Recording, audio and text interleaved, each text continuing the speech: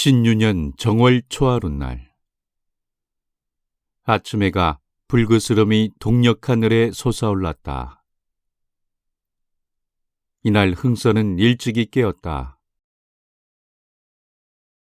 초란 무명옷이나마 깨끗이 갈아입고 소세를 한 뒤에 집안 아래 사람들에게 세배를 받으려고 기다리고 있었다. 먼저 맏아들 제면이 들어와서 세배를 하고 나갔다. 그 뒤에 그의 사랑하는 둘째 아들 제황이 들어왔다. 10살 난 소년. 얼굴은 고체와 같이 타원형으로 예쁘게 생기고 총명한 눈이 반짝이는 소년이었다. 명절이라고 역시 새 옷을 깨끗이 입은 소년은 들어와서 아버지에게 절을 하였다. 흥선은 소년을 굽어보았다. 흥선의 얼굴에는 명랑한 미소가 떠올랐다. 개똥이냐? 금년에는... 흥선은 말을 주저하였다. 눈자위가 다시 미소가 흘렀다. 금년에는... 또 한 번 내어보았다. 그런 뒤에 지극히 작은 소리로 등극을 하셨다니 치아들이옵니다. 한 뒤에 만면에 웃음을 띄었다. 소녀는 아버지를 쳐다봤다. 장래에 숱한 고난을 겪고 숱한 비극을 겪은 뒤에 태조적부터 면면이 물려내려온 사직의 소멸까지 친히 눈으로 보고 왕자로서 능히 겪기 어려운 가지가지의 일을 다 봐야 할 비극적 운명을 타고난 소년이었다. 영특한 눈, 총명스러운 눈으로 잠시 아버지의 얼굴을 쳐다봤다. 아버지의 한 말은 듣지를 못한 것이었다. 제황아. 네. 좀 가까이 온. 소녀는 무릎걸음으로 아버지의 앞에까지 다가앉았다. 자기의 앞에 다가앉은 아들의 손을 아버지는 잡았다. 그리고 잠시 아들의 얼굴을 굽어보다가 그 눈을 조금 더 떨어뜨려서 자기의 손에 잡혀있는 조그만 손을 내려다봤다. 그 손을 굽어볼 동안 흥선은 몸을 떨었다. 이 자기의 손 속에 잡혀있는 작달한 손.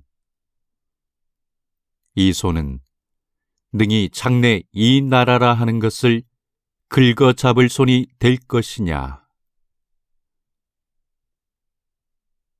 돌아보건대 지금부터 12년 전 헌종이 갑자기 창덕궁에서 승하하였을 때 하마터면 자기에게 굴러왔을는지도 모르는 그 행운이 이제 장래에 이 소년의 위에 떨어질 날이 올 것인가.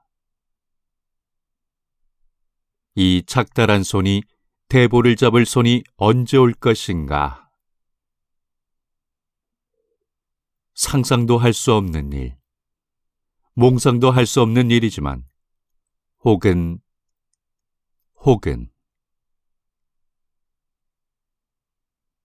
제황아. 네? 네 이 손은 큰 손이로다. 소년도 얼굴에 자랑스러운 듯한 웃음을 띄었다.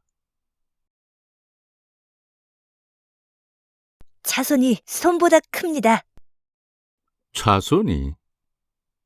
네. 교동사는 15살이라도 제 손보다 작아요. 그렇지, 차손이. 장손이.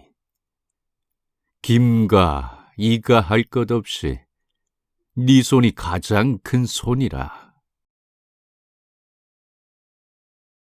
그리고 자기를 쳐다보는 소년을 환희와 긴장으로 찬 마음으로 굽어보았다. 큰 손이다. 팔도를 잡을 손이다. 300주를 흔들 손이다. 삼천리를 덮을 손이다. 이 아비를 사닥다리 삼고 기어 올라가서 아비의 상투를 잡을 손이다. 아, 그런 날이 장차 올 때가 있을 것인가. 온갖 것에 위에 올라설 그 날이 이제 올 것인가. 흥선은 소년의 손을 놓았다. 그리고 소년의 등을 두어 번 두드려 준 뒤에 다시 제 손을 들어서 소년의 머리를 쓰다듬어 주었다. 새로 빗기는 하였으나 장난 때문에 거칠고 또 거친 머리였다. 제왕아, 오늘이 이 해의 첫날이니 금년 신수를 위해서 내 너에게 두어 마디 물어볼 말이 있다. 네, 아무런 말이든 대답하겠습니다 하는 뜻이었다. 왕자의 덕은 무엇이냐? 서민을 긍휼히 여기는 것이 옳시다. 또 소녀는 머리를 기울였다. 당시의 각 종친이며 권문들에게 시정의 한 무례한으로 알려져 있는 흥선은 자기의 사랑하는 둘째 아들을 데리고 집에서는 늘 왕자의 걸을길과 왕자의 덕을 가르친 것이었다. 18살부터 벌써 거리에 나서서 세상에 쓰고 단 온갖 경력을 다 맛본 흥선은 자기의 경험과 자기의 본바에서 짜낸 정치관과 도덕관을 가진 것이었다. 그리고 그것은 문자에게 생긴 것이 아니고 많은 경험이 낳은 것인지라 가장 철저한 종류의 것이었다. 또 잊었느냐?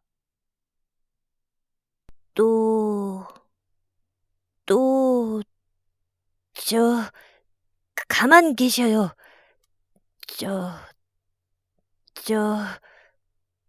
네, 알겠습니다. 그, 저,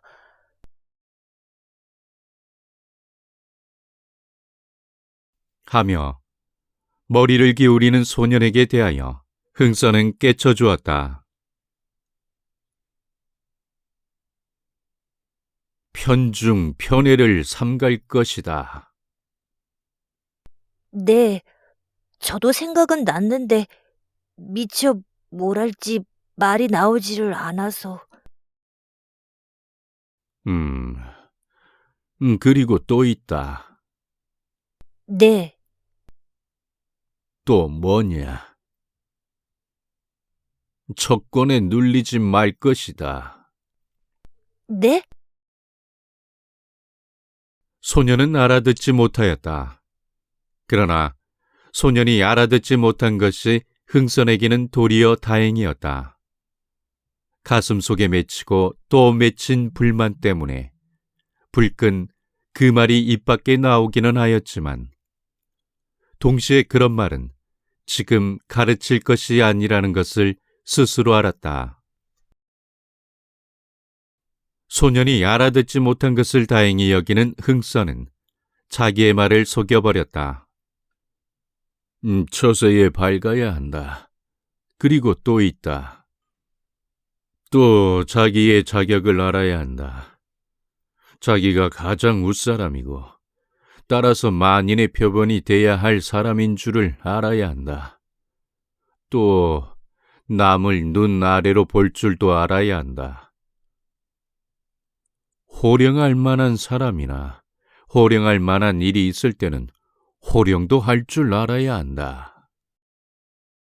소녀는 무슨 필요로 자기가 이런 학문을 배워야 하는지 이해하지 못하였다. 하기야 집안이 왕실의 친척인지라 종친된 자는 반드시 배워둬야만 하는 것이거니 이만큼 알아두었다. 만약 이런 장면을 당시의 권문척신들이 봤으면 그들은 간담이 서늘해질 것이었다.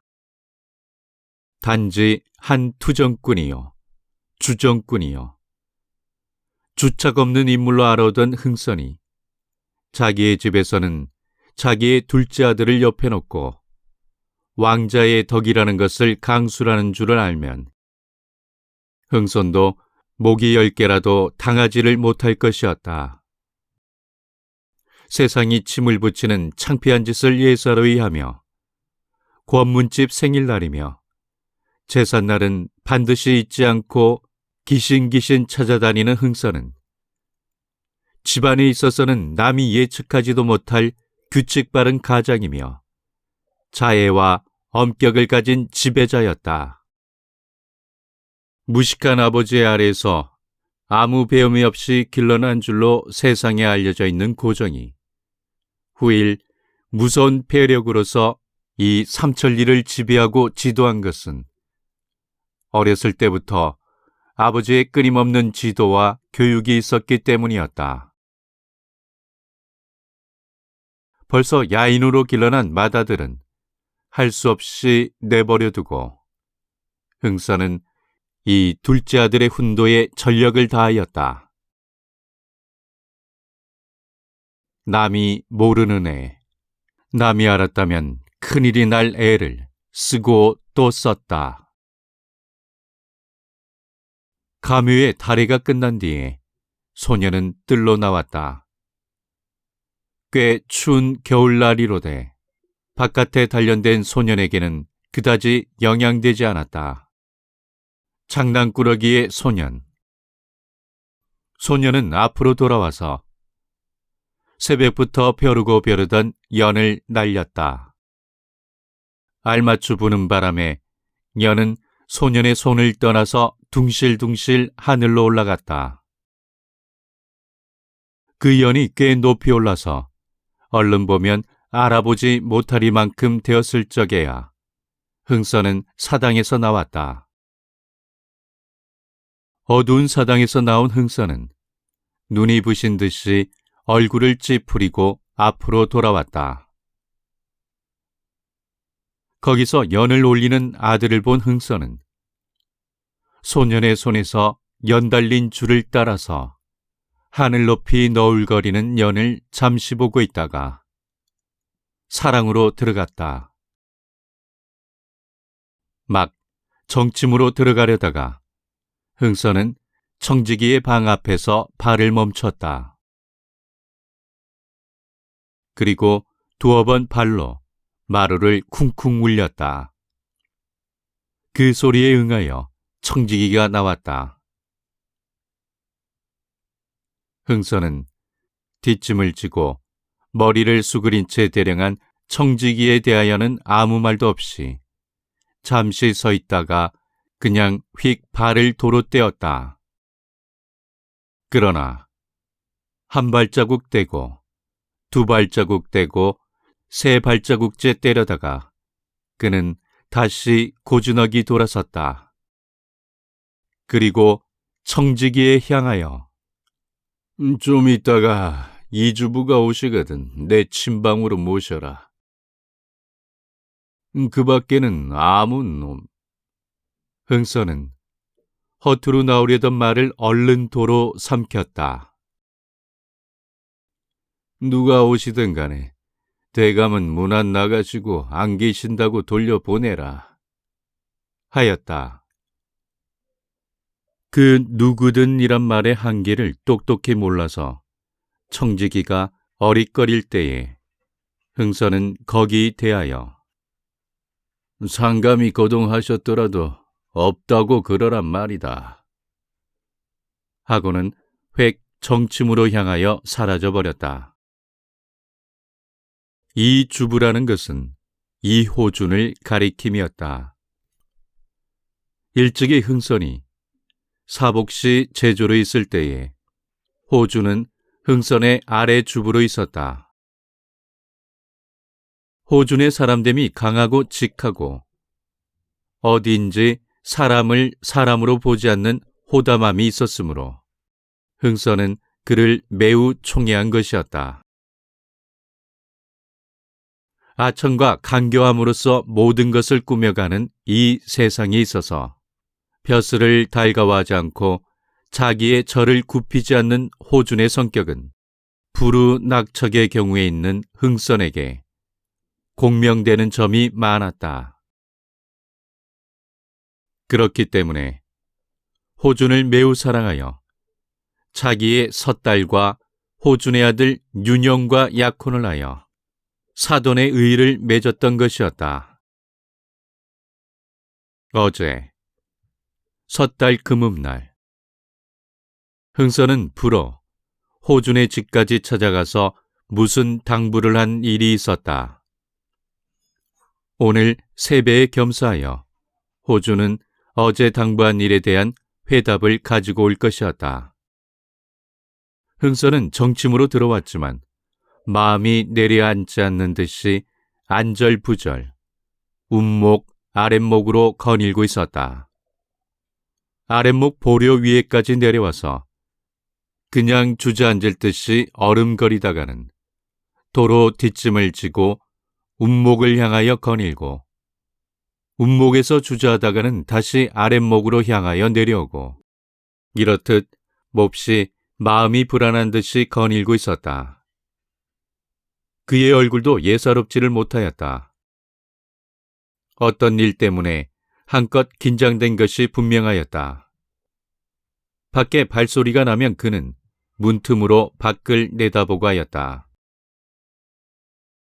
내다보아서 그것이 기다리던 사람이 아니면 청지기가 돌려보내기까지 그는 역한 눈으로 그 손을 흘기고 하였다.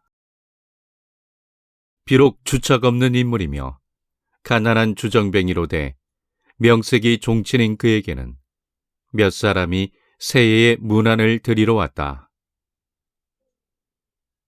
그러나 흥선에게 영을 들은 청지기는 오는 사람마다 그냥 돌려보내고 하였다. 이렇게 한참을 정침에서 초저히 기다리다가 흥선은 침방으로 들어가고 말았다.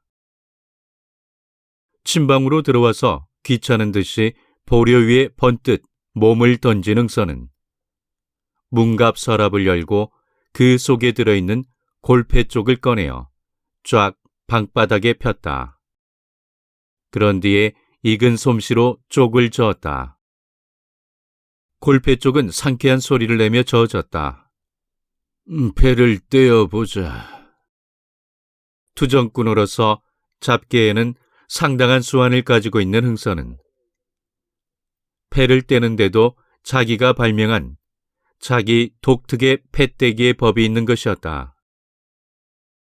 그것은 좀채 떨어지지 않는 패였다. 한쪽씩 한쪽씩 죄어나가서 거의 떨어질 듯이 보이다가도 필경은 떨어지지 않고 하였다. 자기가 발명한 패떼기라 골패 쪽을 잡을 때마다 그것을 떼어보고 하였지만 흥선의 아직것의 경험으로는 그 패가 떨어져 본 적이 없었다. 그리고 아직것의 경험으로 좀채 떨어지지 않는 패인지라 일종의 기괴한 기대를 가지고 그 패를 떼어보고 나는 것이었다. 오른손으로 골고루 패를 저은 뒤에 그는 그 가운데서 25쪽을 떼어서 5줄로 지어놓았다. 그리고 나머지의 쪽들을 젖혀봤다. 젖혀놓은 쪽들을 잠시 굽어보고 있다가 흥선은 손을 펴서 그 가운데 있는 준호를 집었다. 준호, 이호준, 호준, 준호, 준호.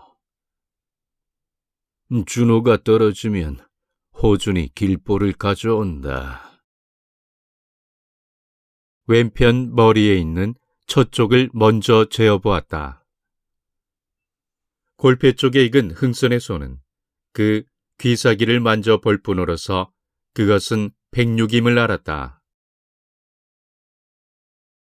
그는 그것을 집어치우고 왼편 아랫귀의 쪽을 집었다. 그것은 아삼이었다. 이리하여 한쪽 한쪽 재어 들어갈 동안 유의적 기분으로 시작한 이 노름이 차차 그의 마음을 긴장시키기 시작하였다. 5쪽 줄고 6쪽 줄고 이렇듯 폐 쪽이 줄어 들어갈 동안 이 변변치 않은 노림에서 받은 기괴한 긴장 때문에 폐를 재는 그의 손끝은 조금씩 떨리기까지 하였다. 처음에는 25쪽이던 것이 15쪽으로, 13쪽으로, 12쪽, 11쪽으로 줄어들어갔다. 그러나 흥선이 이미 골라놓은 준호의 짝인 한 개의 준호는 나오지 않았다. 남은 패는 5쪽이 되었다.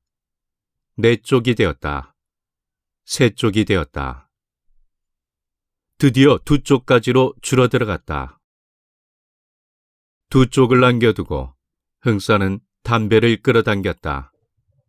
그리고 천천히 담배를 붙여 물었다. 이제 2쪽이다. 그 2쪽 가운데 아래쪽이 아니면 위쪽은 물론 준호인 것이다.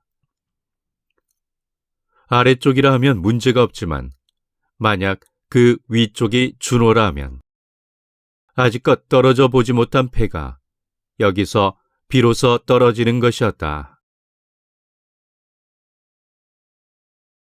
담배를 붙여문 뒤에 흥선은 마치 쥐를 잡은 고양이 모양으로 잠시 남아있는 2개의 골패 쪽을 굽어보고 있었다. 이렇게 잠시 골패 쪽을 굽어보고 있다가 흥선은 와락 달려들어서 아래쪽을 획 집어서 운목으로 내어 던졌다. 골패 쪽이 운목으로 날아가는 동안 골패 쪽에 익은 흥선의 눈은 그쪽에 아래 새겨 있는 붉은 점을 봤다. 그러면 그쪽도 준호는 아니었다. 흥선은 한 개 남아있는 그쪽을 들춰보지 않았다.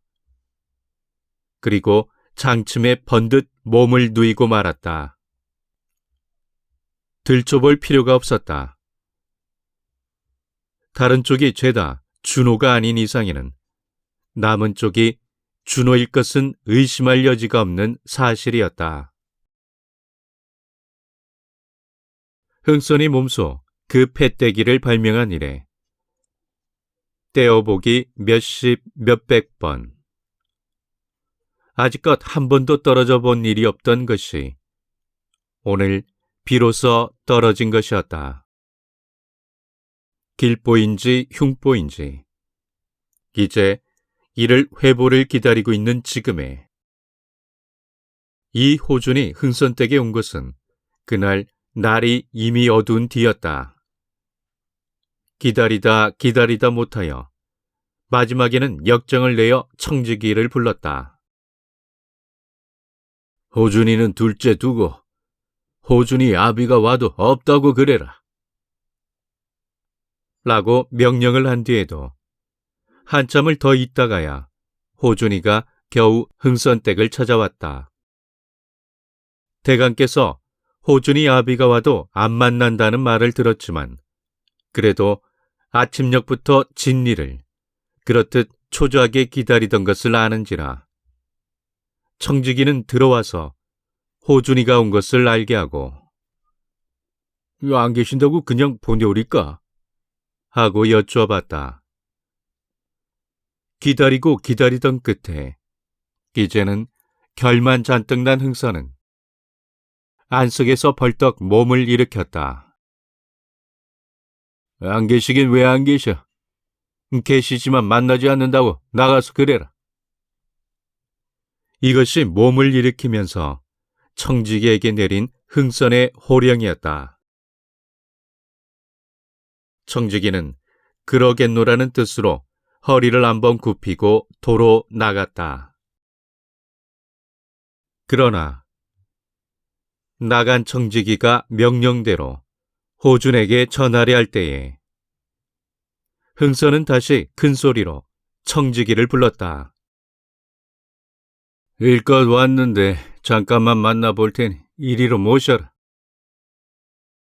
아까의 명령은 급히 취소하여 버린 것이었다. 청지기의 인도로 호준은 흥선의 침방으로 들어왔다. 그리고 세예의 문 안으로 먼저 절을 하였다. 호준이가 문으로 들어올 동안, 그리고 또한 문안을 하는 동안 흥선은 몸을 일으키고 눈을 들어서 먼저 호준의 얼굴 표정을 바라봤다. 당부하였던 기난 일에 대하여 호준은 어떠한 표정을 가지고 돌아왔나. 말로서 대답을 듣기 전에 먼저 얼굴에 나타난 표정으로서 그 대답을 들으려 하였다. 그러나 호준의 얼굴에는 별다른 아무 표정도 나타나 있지 않았다. 저녁이 되면서 날이 몹시 차집니다. 추운 듯이 손을 비비며 호준은 먼저 이런 말을 하였다. 부록을 넘은 흥선이었다. 온갖 마음과 몸의 고생을 다 겪은 흥선이었다. 그러나 흥선의 마음은 이 유유히 날씨의 인사부터 하자는 호준의 태도 때문에 초조하였다.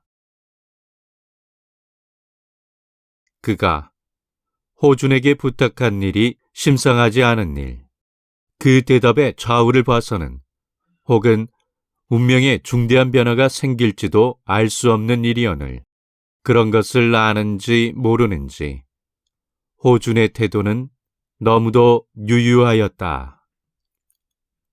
한가로이 날씨의 인사를 하는 호준의 낯을 흥선은 마땅치 못한 듯이 바라봤다. 그리고 화로라도 째라는 뜻으로 화로를 가리켰다. 아마 무척 기다리셨지요. 호준의 두 번째 말이었다. 아니, 나도 어디 나갔다가 인제야 막 돌아온걸. 무슨 필요로 이런 거짓말을 하였는지 스스로도 알 수 없지만 흥선은 이렇게 말하고 몸을 천천히 좌우로 건들건들 흔들기 시작하였다. 이러한 가운데서 흥선은 호준에게 부탁하였던 일이 혹은 틀려나가지는 않았나 의심하여 봤다. 만약 마음대로 되었을 것 같으면 이렇듯 호준이 그 말머리를 유유히 꺼낼 까닭이 없기 때문이었다. 호준은 흥선을 따라서 몸을 좌우로 건들건들 흔들었다. 다시 말이 끊어졌다. 흥선이 호준에게 부탁하였던 것은 다른 일이 아니었다. 새해의 문안을 핑계 삼아서 조대비께 가서 뵙기를 호준에게 그 알선을 당부한 것이었다. 흥선은 비록 종친이라 하나 세력 없고 돈 없는 종친으로서 궁중에서는 벌써 잊어버린 존재였다. 서로 잊어버리지는 않았다 할지라도 한 불황저로밖에는 알려져 있지 않은 흥선은 남의 알선이 없이는 대비께 가서 뵐 자격이 없는 인물이었다. 궁실의 어른이요 종실의 가장되는 조대비는 50을 눈앞에 바라보는 초로였다.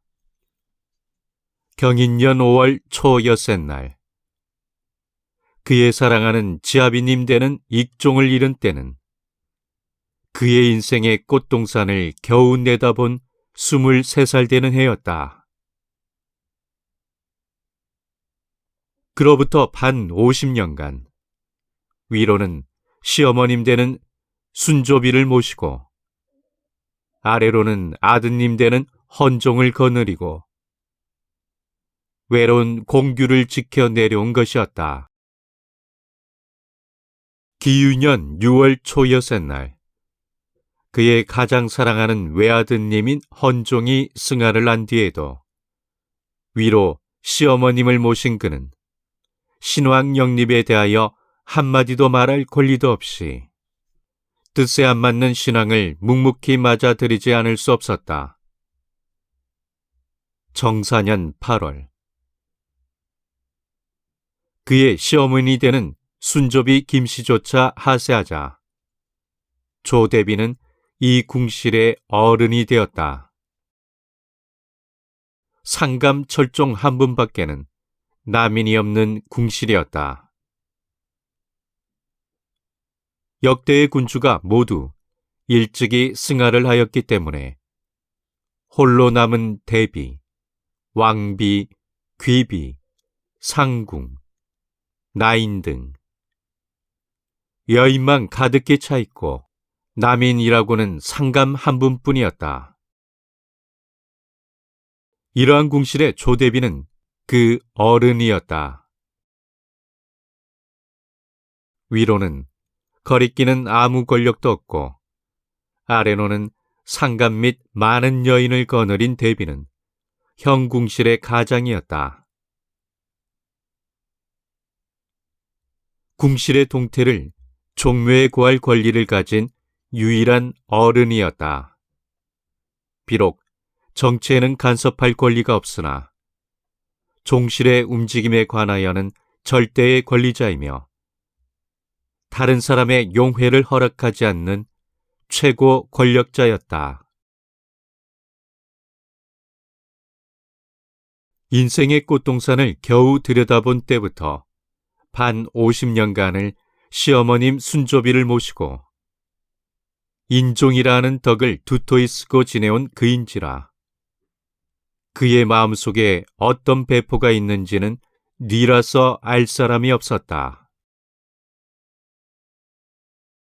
흥선이 이호준을 통하여 조대비께 가까이 하고자 함은 궁실의 어른되는 조대비의 환심을 사서 장래 입신상 무슨 도움이라도 얻고자 함이었다.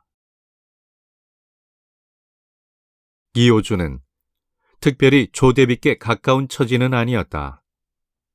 그러나 호준에게는 사위되는 조성아가 있었고 조성아는 조대비의 친조카 되는 사람이요. 또한 조대비의 총애를 매우 받고 있는 사람이었다.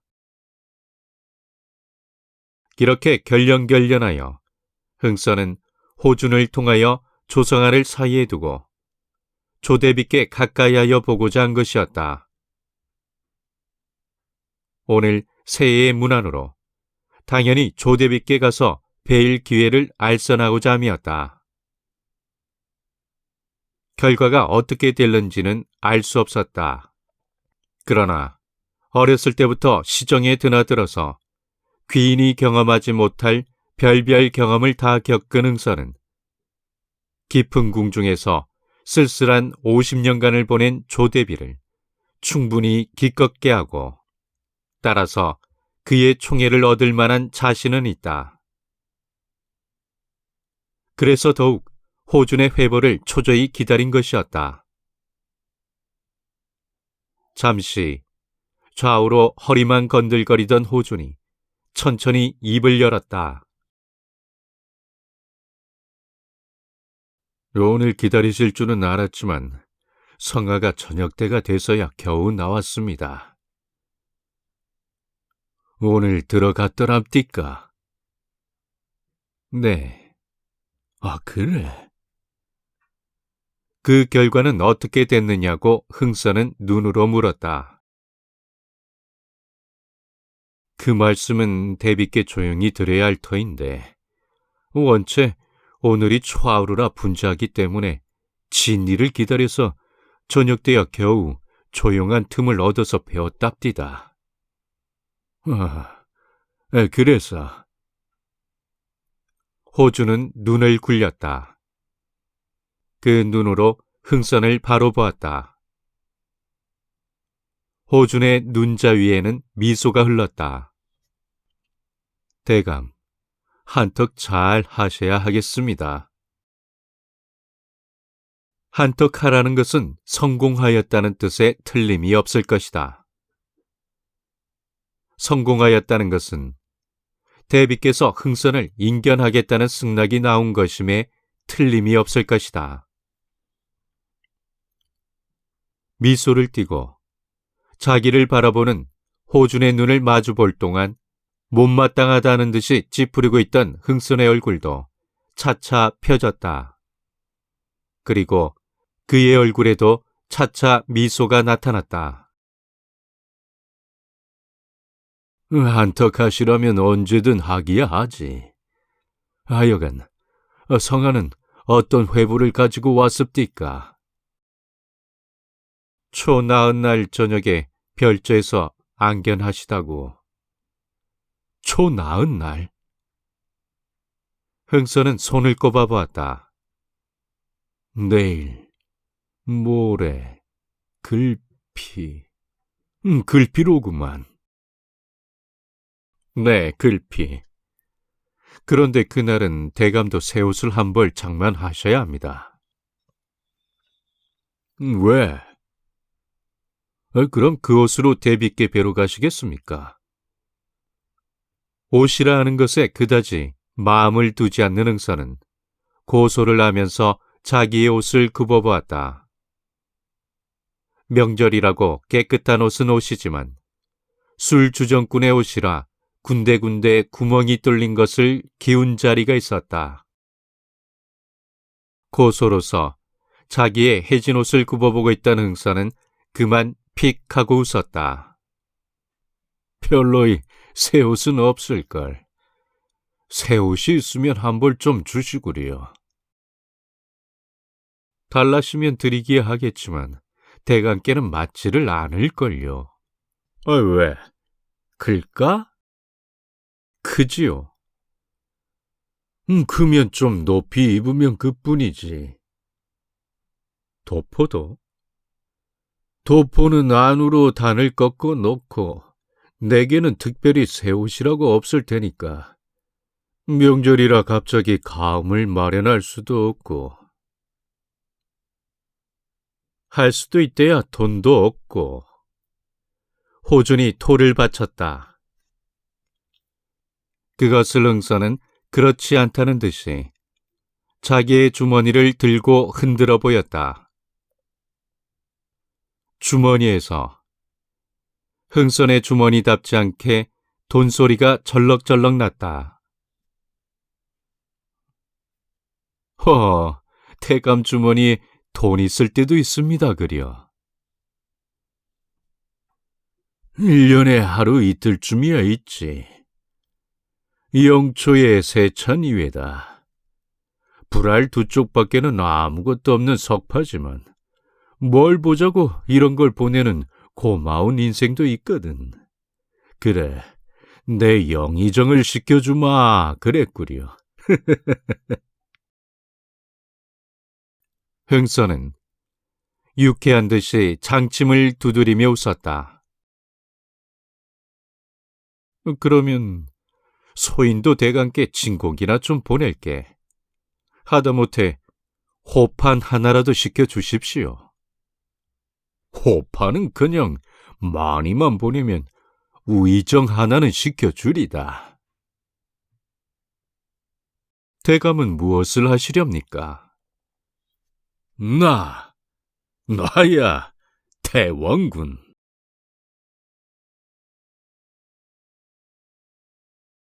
농담에서 시작하여 말이 여기까지 미칠 때에 흥선의 얼굴에는 적적한 듯한 그러나 엄숙한 기분이 떠올랐다.